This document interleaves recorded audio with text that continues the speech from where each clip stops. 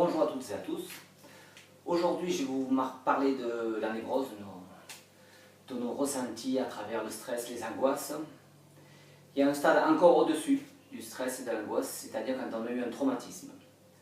Donc là, vous comprenez que le stress et l'angoisse sont, j'allais dire, pas naturels, mais c'est presque normal si on a été battu dans notre enfance, si on a été maltraité dans notre enfance, si on a eu une éducation vraiment, si on s'est senti complètement abandonné, si nos parents étaient nous ont laissé sans aucune éducation, ou encore plus grave si on était, s'il y a eu de l'inceste, un viol quand on était petit, là aussi ça laisse des traces dures.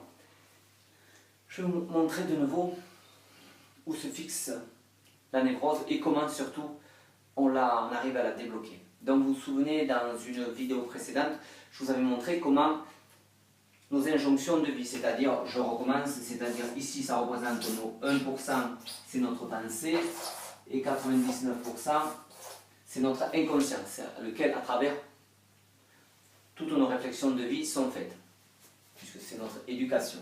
Donc vous vous rappelez, donc je dis, je dois, il faut, tu ne dois pas, méfie-toi, enfin bon, tout ce qu'on nous a appris dans notre vie, peu importe, tu dois travailler, tu dois être sage, enfin bon, toute notre éducation est ici. Voilà.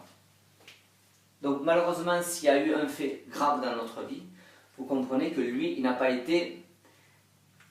Lui, c'est une grosse... Chaque fois que quelque chose peut descendre, comme je vous ai montré dans la vidéo précédente, ça va être compliqué à passer à travers. C'est-à-dire, si vous avez été quelque chose, on voit quelque chose de grave comme ça au moins. Voilà. Si vous avez été attouché ou qu'il s'est passé un inceste dans votre vie, vous comprenez très bien que ça va être compliqué. Quand une information va passer, vouloir passer à travers, ça va être très compliqué. Je recommence mon schéma, c'est-à-dire une injonction d'aujourd'hui, du présent, doit passer à travers toutes nos injonctions du passé, c'est-à-dire vous rappelez tu dois, tu ne dois pas, il faut pas, méfie-toi. Et là, malheureusement, un traumatisme. Au milieu de tout ça, vient se coller un traumatisme, trauma.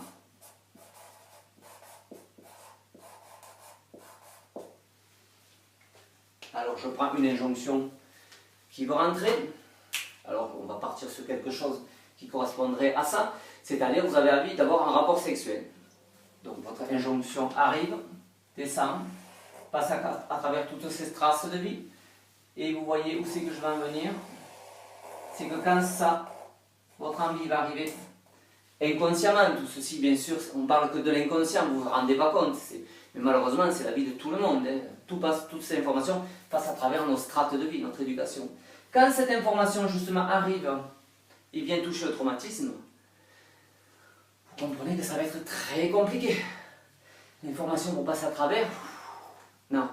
La personne va vous dire, pas aujourd'hui, non, c'est parce que en ce moment je ne suis pas bien, je suis stressé là, parce que ça réactive quelque chose en elle.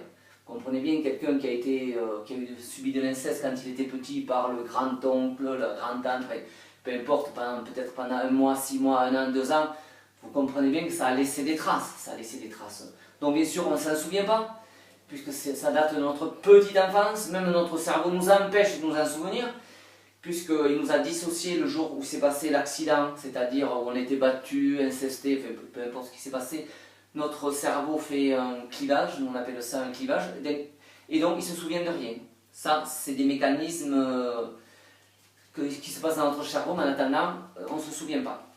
Donc vous comprenez très bien que ça va être compliqué, l'information, vous avez envie d'un rapport sexuel, ça va être très compliqué à arriver jusqu'à vos 1%, c'est-à-dire vous, là maintenant que vous avez envie, ça va être très compliqué.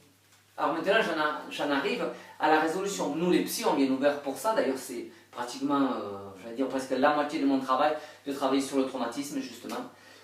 Donc moi, je vais vous apprendre à pas enlever le traumatisme, parce que ce qui s'est passé, je peux pas, ça serait faux de vous dire, vous allez oublier, ça ne va plus vous gêner, non. C'est faux, absolument faux, c'est très très faux. Simplement, on va travailler tous les deux. Et je vais vous faire comprendre que, déjà, c'est le passé.